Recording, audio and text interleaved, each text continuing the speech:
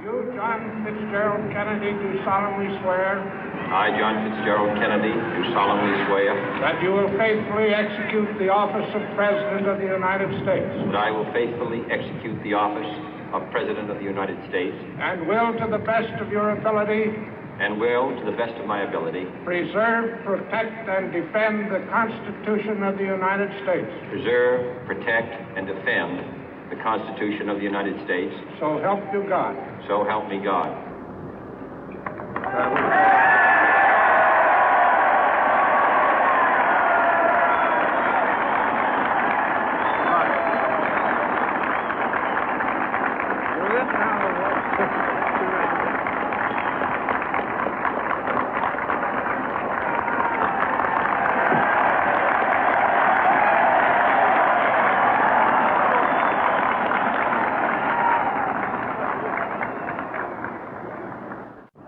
Vice President Johnson, Mr. Speaker, Mr. Chief Justice, President Eisenhower, Vice President Nixon, President Truman, Reverend clergy, fellow citizens.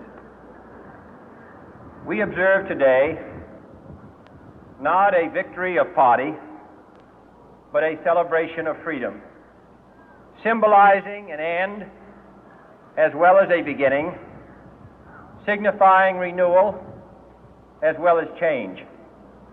For I have sworn before you and Almighty God the same solemn oath our forebears prescribed nearly a century and 3/4 ago.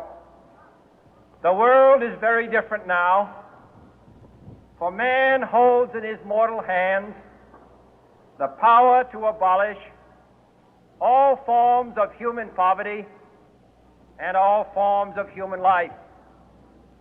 And yet the same revolutionary beliefs for which our forebears fought are still at issue around the globe. The belief that the rights of man come not from the generosity of the state, but from the hand of God. We dare not forget today that we are the heirs of that first revolution. Let the word go forth from this time and place to friend and foe alike that the torch has been passed to a new generation of Americans born in this century, tempered by war, disciplined by a hard and bitter peace, proud of our ancient heritage, and unwilling to witness or permit the slow undoing of those human rights to which this nation has always been committed and to which we are committed today at home and around the world.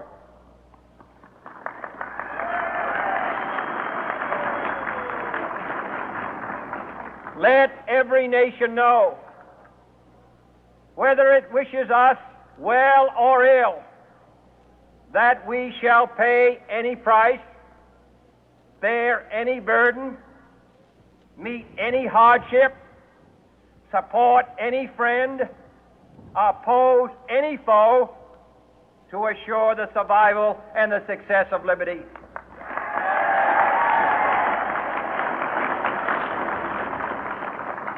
This much we pledge and more. To those old allies whose cultural and spiritual origins we share, we pledge the loyalty of faithful friends. United, there is little we cannot do in a host of cooperative ventures. Divided, there is little we can do, for we dare not meet a powerful challenge at odds and split asunder. To those new states whom we welcome to the ranks of the free, we pledge our word that one form of colonial control shall not have passed away, merely to be replaced by a far more iron tyranny.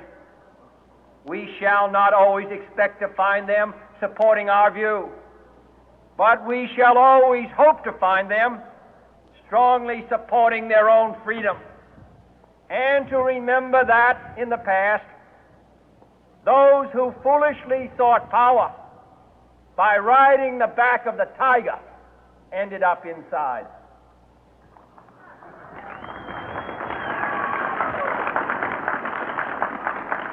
To those people in the huts and villages of half the globe struggling to break the bonds of mass misery, we pledge our best efforts to help them help themselves for whatever period is required, not because the communists may be doing it, not because we seek their votes, but because it is right.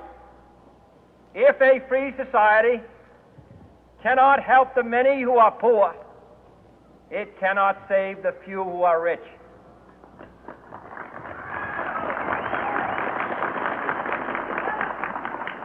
To our sister republics south of our border, we offer a special pledge to convert our good words into good deeds, in a new alliance for progress, to assist free men and free governments in casting off the chains of poverty. But this peaceful revolution of hope cannot become the prey of hostile powers. Let all our neighbors know that we shall join with them to oppose aggression or subversion anywhere in the Americas. And let every other power know that this hemisphere intends to remain the master of its own house.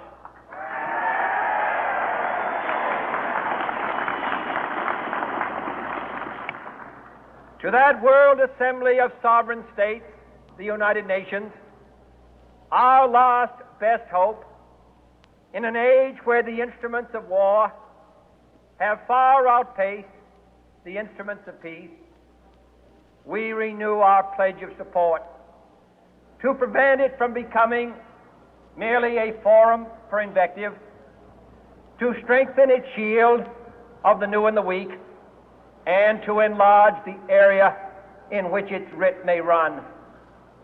Finally, to those nations who would make themselves our adversary, we offer not a pledge, but a request that both sides begin anew the quest for peace. Before the dark powers of destruction, unleashed by science, engulf all humanity in planned or accidental self-destruction, we dare not tempt them with weakness, for only when our arms are sufficient beyond doubt can we be certain beyond doubt that they will never be employed. But neither can two great and powerful groups of nations take comfort from our present course, both sides overburdened by the cost of modern weapons, both rightly alarmed by the steady spread of the deadly atom, yet both racing to alter that uncertain balance of terror that stays the hand of mankind's final war. So let us begin anew, remembering on both sides that civility is not a sign of weakness, and sincerity is always subject to proof. Let us never negotiate out of fear, but let us never fear to negotiate.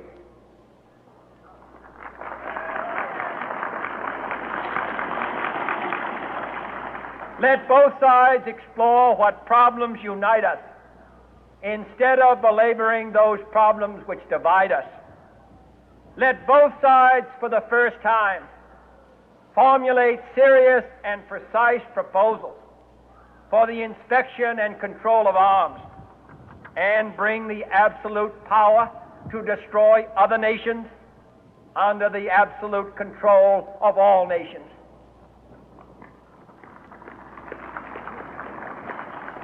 Let both sides seek to invoke the wonders of science instead of its terrors.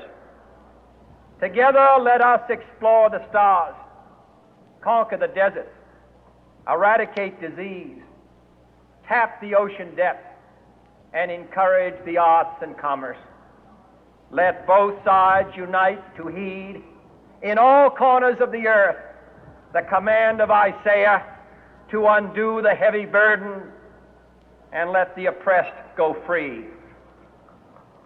And if a beachhead of cooperation may push back the jungle of suspicion, let both sides join in creating a new endeavor, not a new balance of power, but a new world of law, where the strong are just and the weak secure and the peace preserved.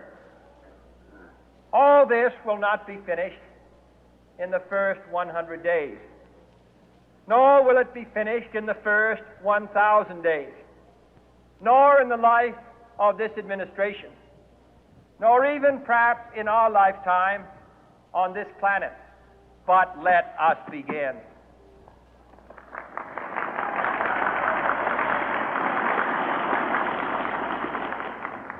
In your hands, my fellow citizens, more than mine, will rest the final success or failure of our course. Since this country was founded, each generation of Americans has been summoned to give testimony to its national loyalty. The graves of young Americans who answered the call to service surround the globe. Now the trumpet summons us again, not as a call to bear arms, though arms we need, not as a call to battle, though in battle we are, but a call to bear the burden of a long twilight struggle, year in and year out, rejoicing in hope, patient in tribulation, a struggle against the common enemies of man, tyranny, poverty, disease, and war itself.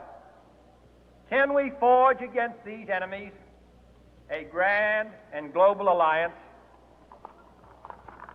north and south, east and west, that can assure a more fruitful life for all mankind?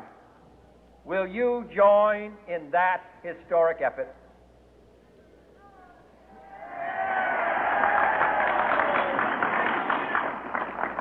In the long history of the world, only a few generations have been granted the role of defending freedom in its hour of maximum danger. I do not shrink from this responsibility. I welcome it.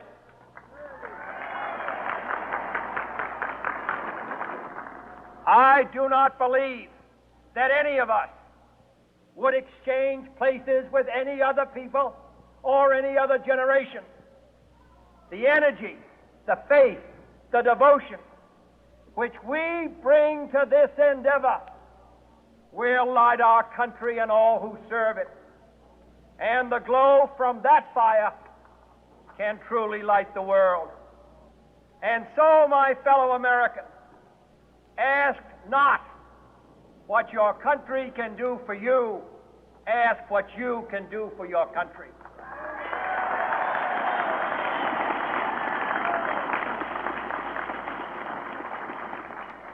My fellow citizens of the world, ask not what America will do for you, but what together we can do for the freedom of man.